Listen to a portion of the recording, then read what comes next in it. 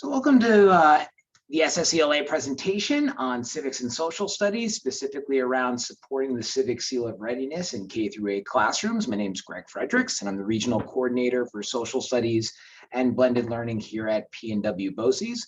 I'm also the Regional Coordinator from State Ed, supporting the Civic Seal initiative here in the Lower and Mid Hudson Valley, working with 7 different districts this year during the pilot year. So we're going to be focusing in on today are 3 different areas. One, understanding what the Civic Seal is, which we've offered some support around and some information around previously.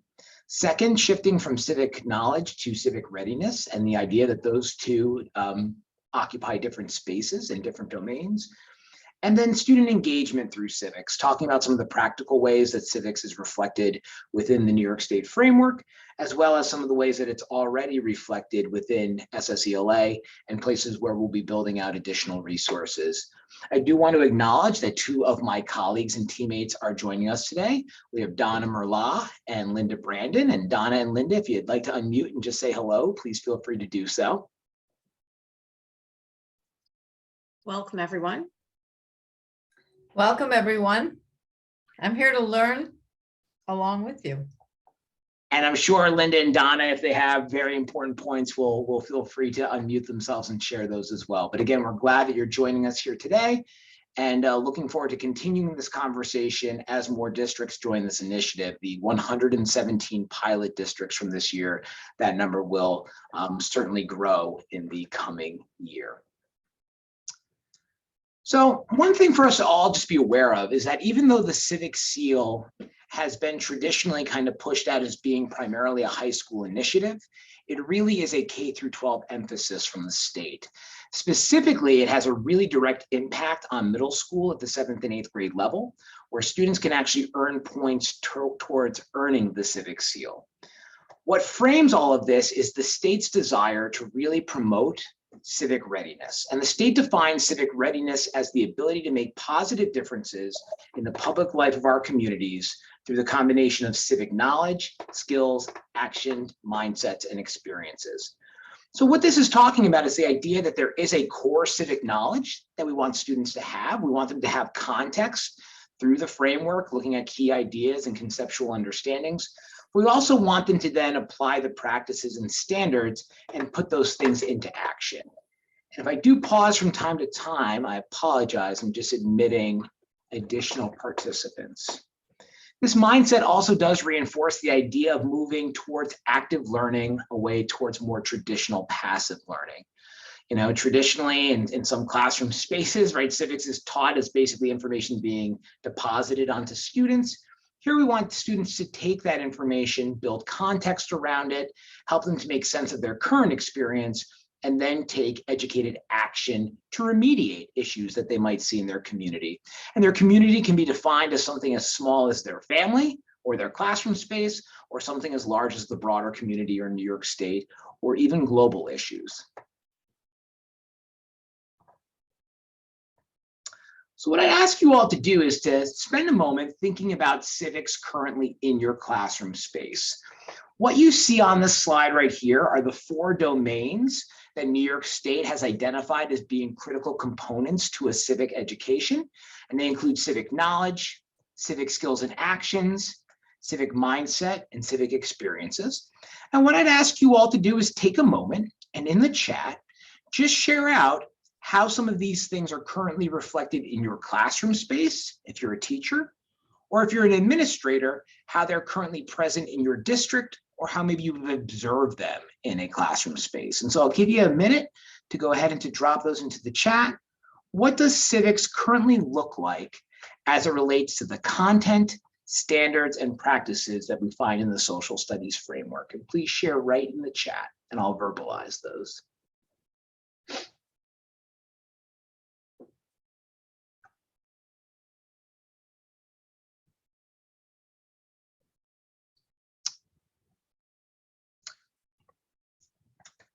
Terrific ones coming up so far.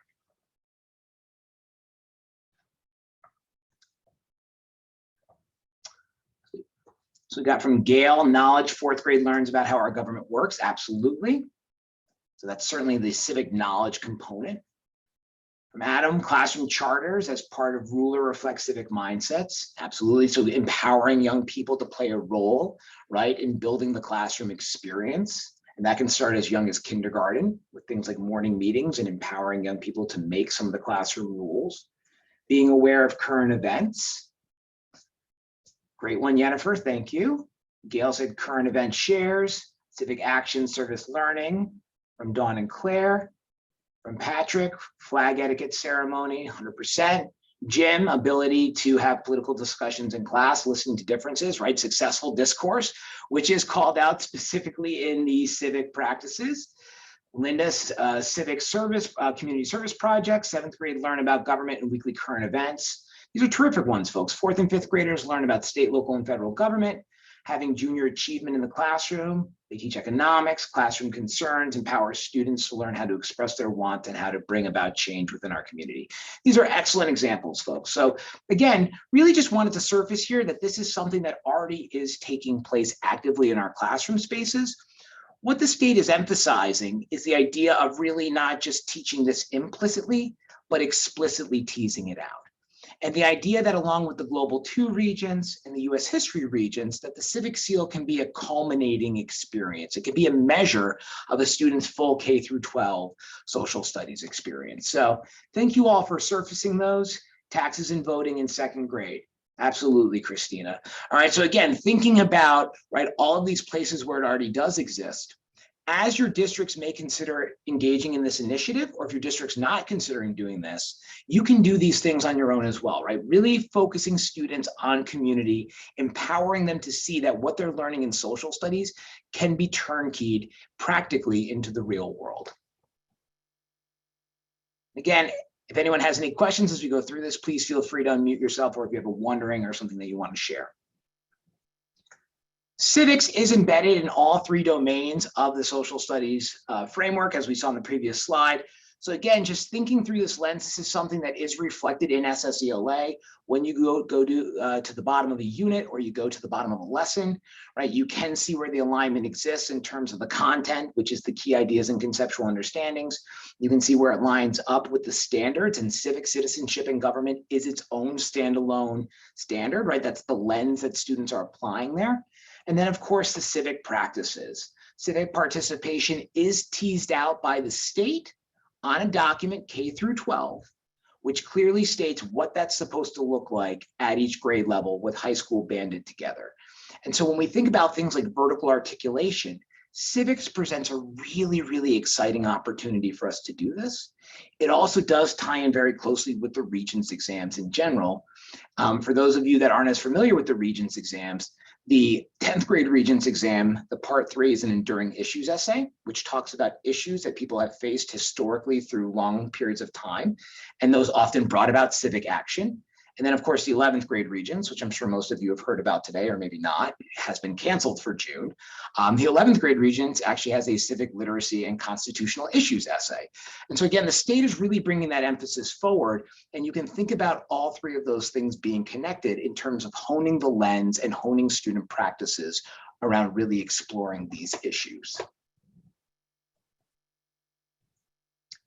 So I think one of the important things to understand, though, right, as elementary and middle school educators, is exactly what the Civic Seal calls for, right? We want to support our high school colleagues. Again, everything you do see on here, I am going to upload this PowerPoint onto the website, so you'll have access to it. All the embedded links will be in there. So don't worry, I'll try to get that done in the next few days, and you'll have access to all this information. When we think about what students are being required to do in terms of earning the Civic Seal, they basically have to satisfy requirements in 2 different areas. One of them is civic knowledge, which you see on the left-hand side of the rubric, and the other one is civic participation, which is on the right-hand side. Neither side is more important than the other, and for that reason, students must earn a total of 6 points, with at least 2 points coming from either side. So they cannot earn all 6 points in civic knowledge, nor all 6 points in civic participation. It has to be a balance of the 2, because you have to have that strong foundation of knowledge in order to then have the lens and the mindset to look at current issues and to take that action. The process can begin in middle school and then continue through high school. In middle school, in 7th or 8th grade, students can do a civic capstone project. There will be very specific guidance coming out in the coming days. The manual, which we use this year with our pilot schools, has been updated and is far more robust.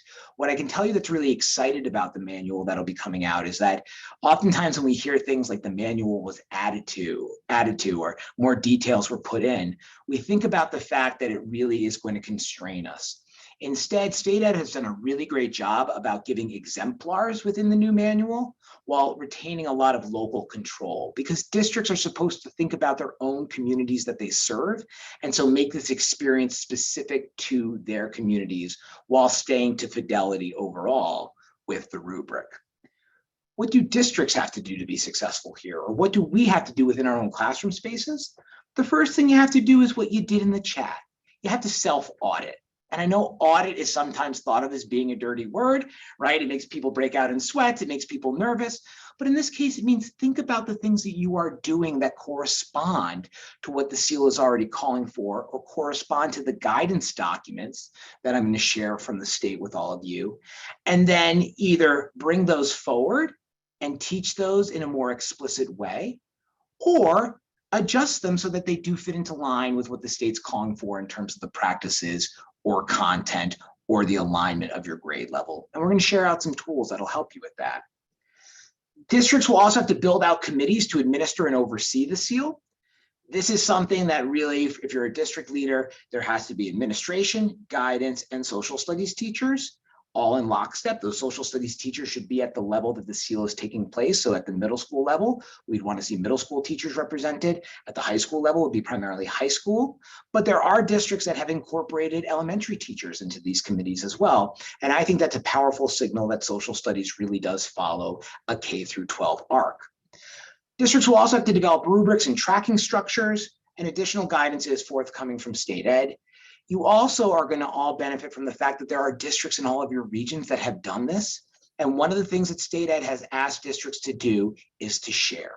And so we'll be pushing out good information and good resources here through SSELA, but there will also be other channels, and your local trainers at your local BOCES will also be sharing exemplars from local districts, best practices, and things as, you know, kind of, I don't want to call them boring, but things like student tracking, right? Things that will make the process easier and will enable us to do the great things like designing projects, right? And building these experiences out.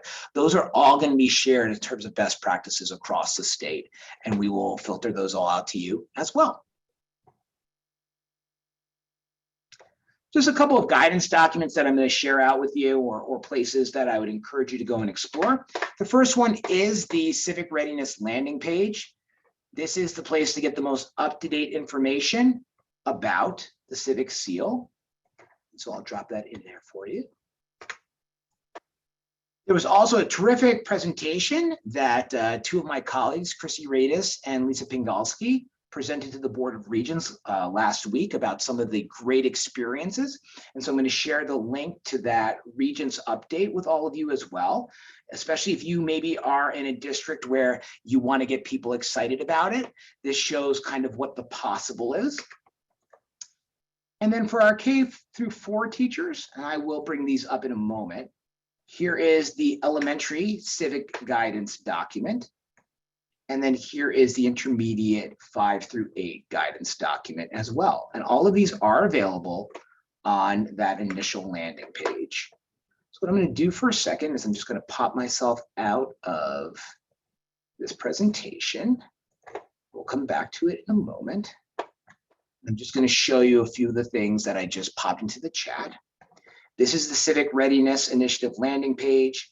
Tons of great resources. This was, again, just updated last week.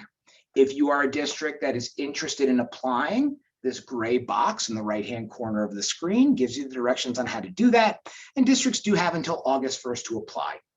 The application is far more robust than what we asked for from pilot schools. And so you'll really have to dig through this and think about what you plan to curate for students, the number of students that you think are going to be eligible for the SSEL, and really how you're going to make this an all fulfilling experience for students that would be on track for it.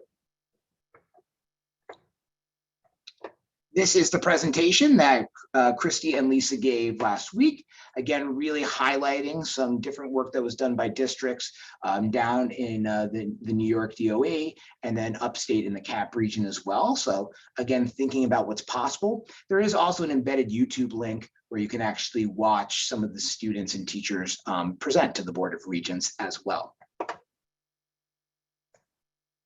This is the intermediate guidance document you can see right here. So again, if you're thinking about what does this look like in your classroom space, how do I align what I want to do to the New York State framework? How do I tie it to my content? How do I tie it to the appropriate practices and civic practices?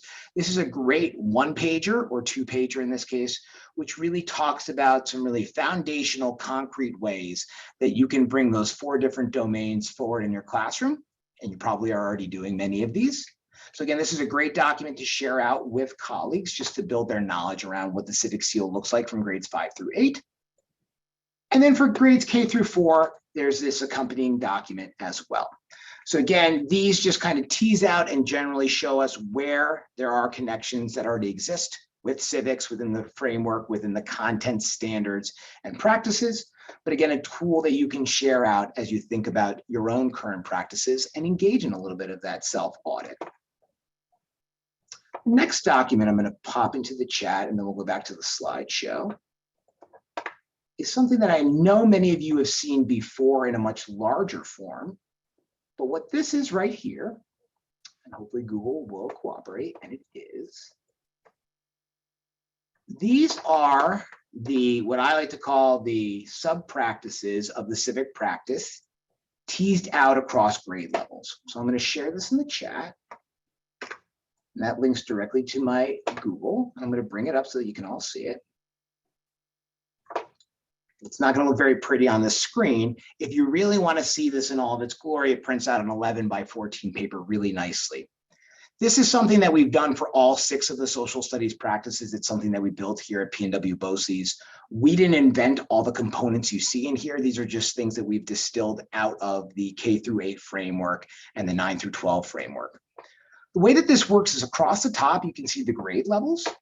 And then you'll see along the side, everything's labeled as civic participation, which is the practice, the skill set that we're trying to build here. And it talks about at each specific grade level what a student should be able to do in order to be on the track of effectively practicing civic participation. So for our kindergartners, demonstrate respect for others. Right? By the time we get to first grade, demonstrate respect for the rights of others in discussions, regardless of whether one agrees with the other viewpoints. That's discourse right there. Somebody mentioned 7th grade, right, as a place that you could build out discourse in middle school. But really, this is actively calling for discourse to be built out as early as first grade. One thing that I will also point out to you as you do read through these, and we're not going to go through them into any more detail at this moment, is that there's a huge crossover in terms of social emotional learning, especially at the elementary level when we think about building out community experiences. So much of that is vested and nested in these civic experiences. And in talking to Christy and Lisa about really what does it distill down to at the elementary level, if we can build basic empathy in our kids at the earliest ages, we're going to set them up for success long term. And so as you think about the SEL initiatives that we know districts are going to engage in currently or going to build in for next year, this is a great place to work side by side and to effectively and authentically teach a social studies skill. While if your district has signed up for the Civic Seal of Readiness, building kids' capacity so that by the time they get to high school, they're already actively doing this. Jump back into the presentation. And again, if you have questions or thoughts, please feel free to drop them right into the chat or to unmute yourself. So again, you all have access to this, and we'll also share this resource out on the website as well. Greg, I hate to interrupt. Sure, go ahead, Jim. I'm having a little trouble with those last 2 sources loading. I don't know if it's just me and my computer, or is anyone else having trouble? I got to the first 2 links quickly and easily, but the last 2 I haven't had. It could be Google or it could be the state ed website. What I'm going to do though, Jim, is I'm going to repost all of these So they'll be embedded as a PDF on the website after this presentation, and then I'll list them all separately as well. And then if you still have a problem with it, just reach out to me and we'll troubleshoot it, and I'll make sure you get it. I can always email them to you too. And as you said that, it popped up on my screen. So there you go, right? The magic of the internet, right? So Thank you. again, today's been kind of a crazy day, especially for those of you that, have one foot in the social studies door at the high school level, right? With the canceling of the US regions. So things not loading, it wouldn't surprise me at all, right? It's just kind of par for the course of 2022 and certainly par for the course of today, May 24th. So what can this look like K through 8? This was one of the promises we had. Already embedded in SSELA are experiences that are authentic civic experiences. One of the things that we are going to go and do going forward, and this is something that myself and Donna and Linda are tasked with, along with Nancy McGuire. It's something that was teased out in much of the work we did with our K through 2 teachers this year in the revision process we engaged in, is really think about how we can continue to build out civic experiences and bring attention to them. So these are all active links, the things that you see in teal here. I'm not going to open all of them because it will fill the screen up. But just to give you a couple of examples of where in the curriculum these experiences already exist at different developmentally appropriate levels.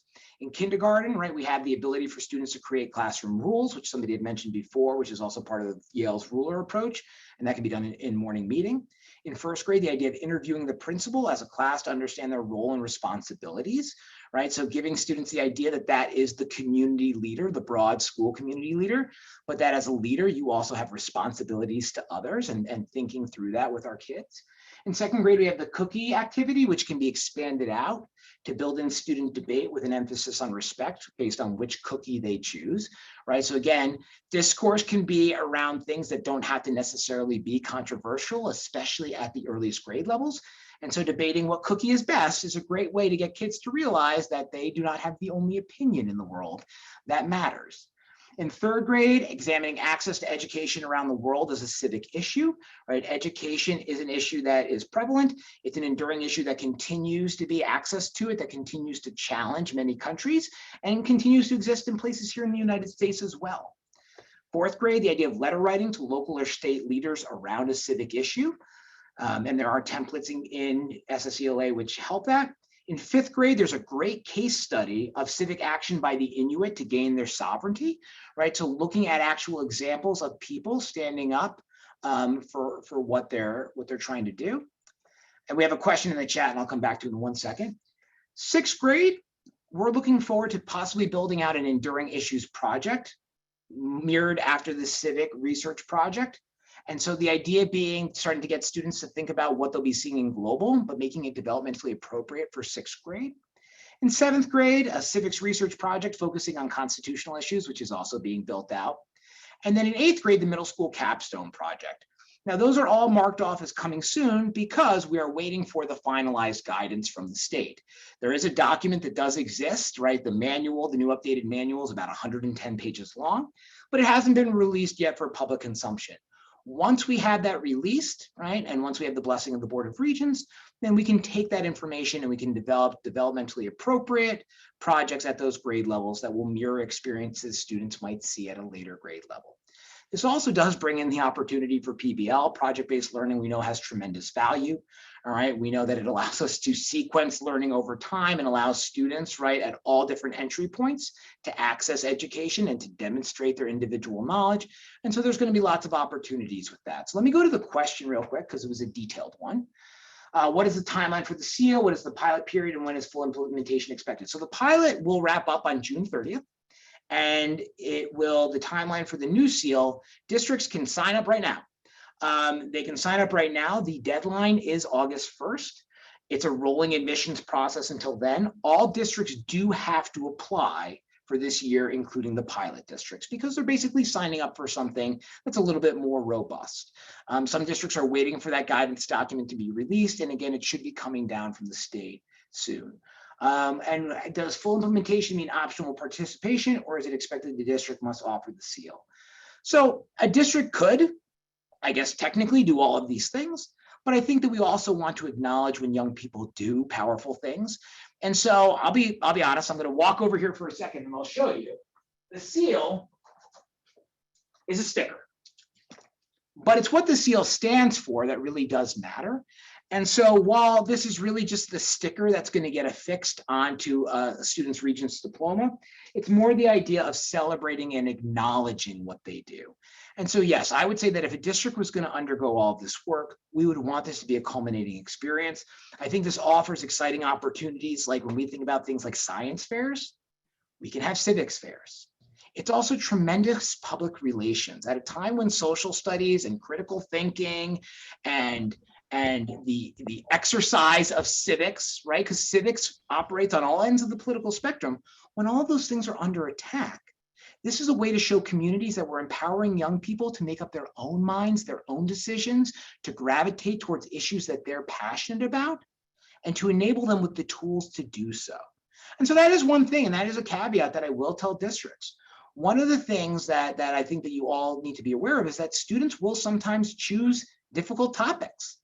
And so if a student does select to talk about a social justice issue, a district has to either say, well, here are the possible topics you can choose, but if you're going to give kids the authentic experience and allow them to identify issues within their community, we just have to be prepared to support them through that, right? And to speak to that and to help give them the ability to think logically through the process. Great question here. Is this replacing the current SSELA curriculum at the elementary level, or is it strictly based on district participation? So this is an extension. This is an extension, right? So the Civic Seal, right? All of the civic stuff already lives within the framework. It already lives within SSELA. We're just, where appropriate, going to build out further examples of it. We'll highlight some of it, but this is not going to replace SSELA. Instead, you can think of it as extensions to the already robust curriculum. The Civic Seal is an add-on to the New York State Social Studies framework, or an additional opportunity in addition to teaching to the social studies framework. But I mean, I'll say that I honestly do believe that if districts engage authentically in this process, it will also benefit students on the Regents exams. Because the new Global 2 Regents, right, which many districts will be offering for the first time because they had previously offered a transition exam prior to the pandemic, and the US Regents, which will now be offered at an indeterminate future time, they ask students to think more critically. They ask students to more directly apply knowledge. They ask students to think through different lenses. And so if we're honing that, right, through the civic participation lens from a very early age, I really do think there will be some tangible benefits in terms of producing students who think more critically through those lenses we want them to apply to social studies. So we're just going to open it up for any questions or comments. Again, all of the resources you saw in here, and I know some of you are snapping pictures and doing things like that, those will all be offered and will be posted on the site. By all means, if any of you do have any questions, I'm going to hang around for a few minutes, but thank you for joining us today. Please also feel free to take all this information and digest it. And then if you would like to come back with a question, you can feel free to reach out to myself, and either myself or Donna or Nancy or Linda, depending on whose area of expertise it falls under, we'll be happy to support you in this. But we're looking really forward to what's coming up, and looking forward to districts across the state really investing time and energy into what is going to be a very exciting initiative. So thank you so much for all being here. Thank you. Thank you so much. And I'm going to go ahead and I'm going to stop the recording.